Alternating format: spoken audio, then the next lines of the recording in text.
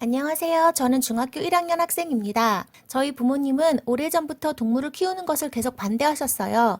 그런데 올해 갑자기 허락을 해주셨습니다. 그래서 6월 30일 날 저희 언니가 햄스터를 처음 집으로 데려왔어요. 언니의 햄스터를 보니까 너무 귀여워서 저도 햄스터를 키우고 싶다는 생각이 들었어요. 그래서 부모님께 나도 정말 잘 키울 자신이 있다고 말씀드렸고, 오랜 설득 끝에 드디어 2020년 7월 23일 날 나의 첫 햄스터 샤샤를 만나게 되었습니다. 샤샤는 드워프 펄 햄스터입니다. 그런데 한 가지 고민이 생겼어요. 샤샤가 계속 사람의 손을 깨물어요. 살살 물 때도 있지만 갑자기 엄청 세게 물기도 해요. 간식을 손에 두고 친해지려고 노력을 해봐도 계속 물어대는 통에 친해지기가 너무 힘들어요. 어떻게 해야 하나요? 그리고 샤샤에게 또 이상한 점이 있는데, 낮에는 정말 조용하고 얌전한데 밤만 되면 2층 집 지붕에 폴짝 뛰어 올라가고 엄청 빠른 스피드로 막 돌아다녀요. 왜 그런 거예요? 알려주세요. 우선 햄스터는 야행성이기 때문에 낮에는 잠을 자고 밤에 활발히 움직입니다. 이건 자연스러운 현상이고요. 어, 무는 햄스터? 여러분, 어떤 방법이 좋을까요?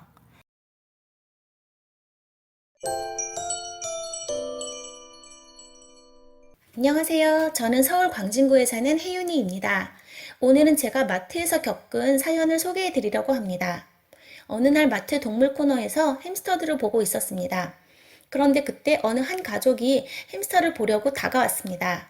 저는 별 생각 없이 그냥 햄스터들을 구경하고 있었는데 그 가족 중 아빠가 이렇게 말씀하셨습니다. 우리 햄스터 한 마리 사가자. 이게 있으면 우리 애가 잘 놀 것 같은데? 그 말을 들은 저는 아니 무슨 햄스터가 장난감이야? 생각하면서 너무 화가 났지만 참았습니다. 그런데 갑자기 햄스터들이 찍찍거리면서 싸우기 시작했습니다. 그 모습을 본 가족의 아빠는 아이에게 저거 봐, 쟤네 싸우는 것 같지? 근데 싸우는 척하면서 노는 거야. 라고 말하고는 햄스터 사육장을 손으로 툭툭 치는 것이었습니다. 정말 화나는 3단 콤보였습니다. 다행히도 가족의 엄마께서 아이가 더 크면 키우자고 반대를 하시더라고요. 정말 다행이었습니다. 그런데 아빠는 계속 햄스터 돈도 얼마 안 되는데 그냥 한 마리 사자 라고 했습니다. 햄스터가 돈이 얼마 안 된다뇨? 정말 어이가 없었습니다. 저는 햄스터를 키운 지 얼마 안 됐지만 지금까지 햄스터한테 쓴 돈만 해도 20만 원은 됩니다. 진짜 옆에서 듣는데 화나는 거 참느라 죽을 뻔했습니다. 제발 햄스터를 장난감으로 생각하는 사람들은 햄스터를 키우지 않았으면 좋겠습니다. 저도 가끔 햄스터를 장난감처럼 다루는 영상을 보곤 하는데요. 우리는 귀여워서 만지고 쓰다듬고 물에 담그고 한다지만 당하는 햄스터의 입장에선 산만큼 큰 거인이 나를 건드리고 물에 빠뜨리고 하는 것처럼 느껴질 테니 얼마나 무서울지 상상해 봅니다. 핸들링이 되지 않은 햄스터를 함부로 만지는 행동을 하지 않았으면 좋겠고요. 햄스터에 대한 지식 없이 싸구려 사료를 먹인다거나 물에 담그는 행동도 안 하셨으면 좋겠습니다. 작은 철장 케이지가 아닌 넓은 환경에서 햄스터를 키워주셨으면 좋겠어요. 조금만 찾아보면 햄스터에 대한 정보를 금방 얻으실 수 있습니다.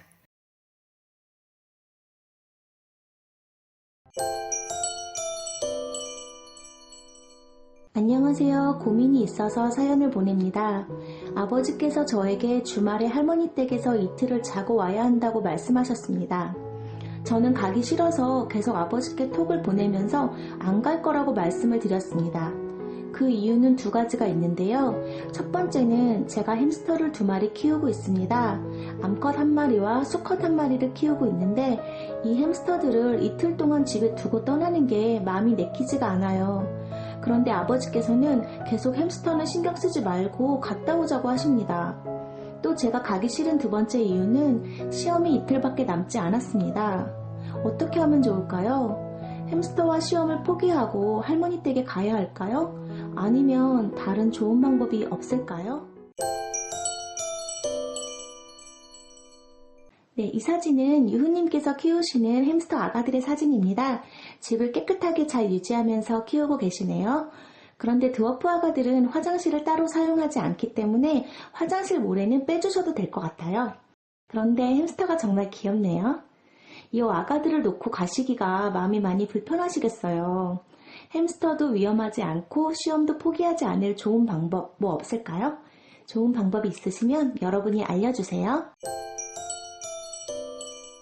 안녕하세요. 처음 사연을 보내봅니다. 저는 제가 알고 있는 무서운 이야기를 들려드리려고 합니다. 10층짜리 아파트가 있었습니다. 1층에는 철수와 동생 민수가 살고 있었고 10층에는 민수의 친구 은규가 살고 있었습니다. 어느 날 철수의 부모님은 장례식 때문에 집을 비우게 되었고 집에는 철수와 동생 민수만 남게 되었습니다. 그런데 저녁을 먹은 후 민수가 심심하다며 10층 은규네 집에 놀러 가겠다고 졸랐습니다. 철수는 알았다고 하면서 대신 10시까진 돌아오라고 하고 민수를 보냈습니다. 철수는 학교 숙제를 하며 시간 가는 줄 모르고 있다가 10시가 훌쩍 넘었다는 사실을 알게 되었습니다. 뭐야, 이 녀석 어떻게 된 거야? 철수는 은규네 집으로 전화를 걸었습니다. 안녕하세요, 저 민수 형인데요. 혹시 민수 아직도 거기 있나요? 은규의 어머니는 깜짝 놀라며 말했습니다. 무슨 소리야? 민수 간 지가 한참 됐는데? 네? 네, 알겠습니다. 철수는 이번에는 민수의 핸드폰으로 전화를 걸어봤습니다. 그런데 받지 않았습니다. 아니, 이 녀석 도대체 어떻게 된 거야? 그런데 그때였습니다. 발신자 표시 불가 번호로 전화가 걸려왔습니다. 여보세요? 나는 지금 10층에 있다. 네? 뭐라고요? 나는 지금 10층에 있다. 뭐야, 별 이상한 사람 다 있네? 철수는 전화를 끊어버렸습니다. 그런데 잠시 후 전화가 다시 걸려왔습니다. 여보세요? 나는 지금 9층에 있다. 야, 너 누구야? 자꾸 장난 전화 할래? 이번에는 먼저 전화가 끊겼습니다. 철수는 도대체 민수가 어디 갔을까 고민하고 있을 때 또다시 발신자 표시 불가 번호로 전화가 걸려왔습니다. 여보세요? 나는 지금 8층에서 피를 흘리고 있다. 뭐라고? 또다시 전화가 끊어졌습니다. 그리고 다시 전화가 걸려왔는데 철수는 또 이상한 말을 할 게 뻔했지만 혹시 민수와 관련된 전화일 수도 있어서 안 받을 수가 없었습니다. 여보세요? 나는 지금 7층에서 피를 조금씩 흘리고 있다. 어쩌라고, 헌혈하냐? 철수는 전화를 끊었지만 점점 한 층씩 내려오고 있다는 생각에 조금 무서워졌습니다. 여보세요? 나는 지금 6층에서 피를 빗물처럼 흘리고 있다. 6층? 6층이라고? 여보세요? 나는 지금 5층에서 피를 개울물처럼 흘리고 있다.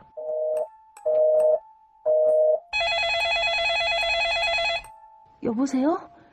나는 지금 4층에서 피를 시냇물처럼 흘리고 있다. 철수는 점점 무서워져서 TV를 크게 틀었습니다. 여보세요? 나는 지금 3층에서 피를 강물처럼 흘리고 있다. 철수는 이번에는 라디오를 크게 틀었습니다.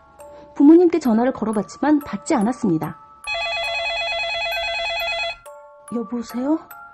나는 지금 2층에서 피를 바닷물처럼 흘리고 있다. 철수는 이불 속으로 들어가 몸을 파묻었습니다. 받지 말까? 어떡하지? 그런데 민수랑 관련 있는 전화면 어떡하지? 여보세요? 나는 지금 1층에 있다. 철수는 현관문과 모든 창문의 문이 잘 잠겼는지 확인하고 이불 속에 들어가 벌벌 떨었습니다. 여보세요? 나는 지금 니네 집 현관문 앞에 있다. 그리고 갑자기 번호키의 번호들이 눌리는 소리가 들렸습니다. 그리고 현관문이 열렸습니다. 철수는 너무 무서워서 아무 말도 할 수 없었습니다. 그런데 갑자기 형아, 나 코피 흘렸어.